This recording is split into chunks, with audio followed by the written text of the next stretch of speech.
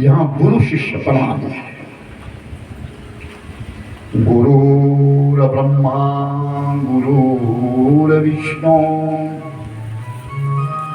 गुरुर्देवो महेश्वर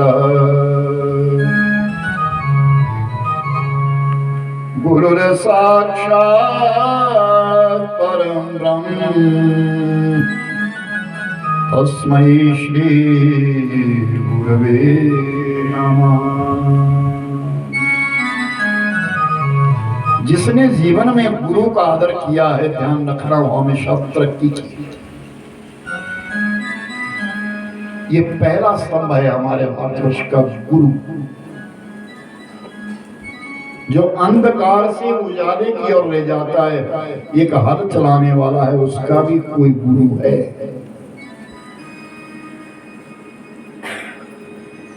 किसी भी दायरे में कोई ना कोई गुरु है। ये गुरु और शिष्य प्रणाली केवल और केवल हमारे भारतवर्ष में गुरु की पूजा की जाती है। गुरु पूर्णिमा मनाई जाती है। हमारी संस्कृति का एक महान पर्व, आषाढ़ महीने की पूर्णमासी को गुरु पूर्णिमा मनाई जाती है। लोग अपने अपने गुरु महाराज के पास जाते हैं, उनके घर का अन्न ग्रहण करते हैं। और कहा जाता है कि गुरु की एक दृष्टि हमारा उद्धार कर देती है। ये पहला स्तंभ है हमारी भारतीय संस्कृति का, गुरु। और दूसरा स्तंभ है मेरे भाई बहन, गंगा मैया। ऐसा कोई घर नहीं होगा जिस घर के अंदर गंगा जल ना हो। ऐसा कोई घर नहीं। कोई दुर्भाग्य होगा इंसान का कि जिसके घर में गंगा जल ना। और गंगा जल के विषय में एक विशेष बात सुन लीजिए, ध्यान रखना आप लोग। घर घर में गंगा जल है। और हमारे यहाँ एक प्रथा है कि जब भी किसी की मौत होती तो अस्थियां लेकर के जाते, प्रवाहित करते, वहां से कैनी भर करके लाते गंगा जल। याद रखना, जो पातक में लाया हुआ गंगा जल है उसकी अवधि मात्र 16 दिन है। जिस दिन धर्म शांति होगी उस दिन वो गंगा जल की अवधि समाप्त हो जाती है। उसके बाद वो पवित्र नहीं रहता, क्योंकि वो पातक में आया। और आगे पीछे जो तुमने गंगा जल लाया है उसे तुम चाहे 100 वर्षों तक रखो, उसकी पवित्रता उतनी है।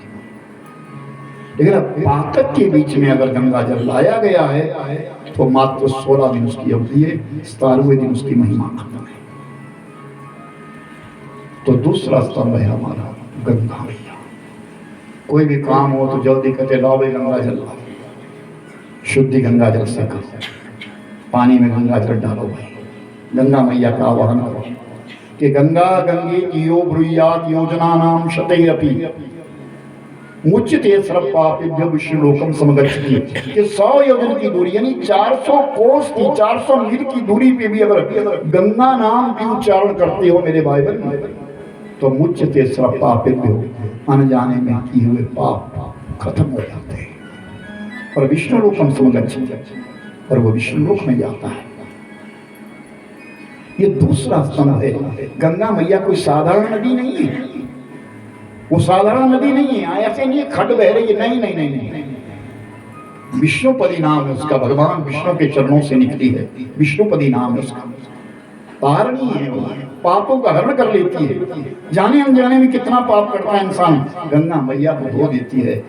कुंभ का मेला लगता है, सारे देवता उसके स्थान पे आते हैं। वो साधारण चीज नहीं है। ये हमारी भारतीय संस्कृति का दूसरा स्तंभ। और तीसरा स्तंभ माना जाता है भगवत गीता, जो इस भारतवर्ष में जिसका जन्म हुआ है। भगवत गीता हरियाणा के बीच में कुरुक्षेत्र के मैदान में अर्जुन के लिए जो भगवत गीता सुनाई गई, एक ही ग्रंथ ऐसा है। हमारी संस्कृति में अनेकों ग्रंथ है, असंख्य ग्रंथ है, लेकिन एक ग्रंथ ऐसा है जिसका जन्मदिन मनाया जाता है, और वो ग्रंथ है भगवत गीता। उसको गीता जयंती मनाते हैं, गीता जयंती मनाई जाती है। और वही एक ग्रंथ ऐसा है कि तब कहते हैं जब अंत समय आए भाई इसके लिए कोई गीता सुना। और हमारी परंपरा तो कितनी विशेष रही है, ध्यान देना, कितनी विशेष परंपरा रही है हमारी कि अगर हमारे घर का कुत्ता भी अगर मरता था तो अगर प्राण निकलने लगे तो बुजुर्ग लोग उसके पास बैठ करके गीता सुनाया करते थे। गौ बैल कोई भी अगर मृत्यु हो रही है, पता लग रहा है, तो उसके पास बैठ करके भगवत गीता सुनाते थे। तो ये हमारा तीसरा स्तंभ है हमारी संस्कृति का। पहला मेरे भाई बहन गुरु, दूसरा गंगा और तीसरा भगवत गीता। इसलिए घर घर में गीता होनी चाहिए, घर घर में मानुष रामायण होनी चाहिए। और मैंने विशेषकर क्या हनुमान चालीसा छोटा सा ग्रंथ है, हर घर में होना चाहिए, हर मानुष को याद होनी चाहिए, चाहे वो स्त्री हो चाहे वो पुरुष हो, बालक से याद करो। हर व्यक्ति की जुबान के ऊपर, हम भारतीय हैं, हमारी संस्कृति है, हमारा मूल है ये। हमें चाहिए कि हनुमान चालीसा सबको कंठस्थ होनी चाहिए, याद होनी चाहिए। नासे रोग हरे सब पीड़ा, जो सुमिरे हनुमत बल बीरा। भूत पिशाच निकट नहीं आवे, महावीर जब नाम सुनावे। जब तुम रोज हनुमान चालीसा करते हो, सुबह करते हो, शाम करते हो, कभी भी करते हो, तो तुम्हारे पास भूत आएगा कैसे, पिशाच आएगा कैसे? तुम्हारा विश्वास चाहिए, दृढ़ विश्वास। और चौथा जो स्तंभ है हमारी संस्कृति का मेरे भाई बहन, वो है गायत्री। गायत्री का जाप, और हर व्यक्ति को गायत्री का जाप करने का अधिकार है, लेकिन संस्कार के पश्चात। जिह्वा पे, मन में जाप, वो हमको पवित्र करती है, आत्म कल्याण करती है। कुछ भी घर में घटना घटा, गायत्री करवा लो भाई। वहाँ उनके बच्चे मर गए थे, वहाँ गायत्री करवा दो। वो वहां से ढंग से गिर करके मरे, गायत्री करवा लो। वहां आग लगी थी, गायत्री करवा लो। वो रहने के योग्य नहीं, गायत्री करवा लो। वहां मूर्ति प्रतिष्ठा करनी है, पुरानी मूर्ति को उठाना है, गायत्री करो भाई। तो कितनी पवित्र है वो गायत्री। ये हमारी भारतीय संस्कृति का चौथा स्तंभ है। और पांचवा स्तंभ है गौ,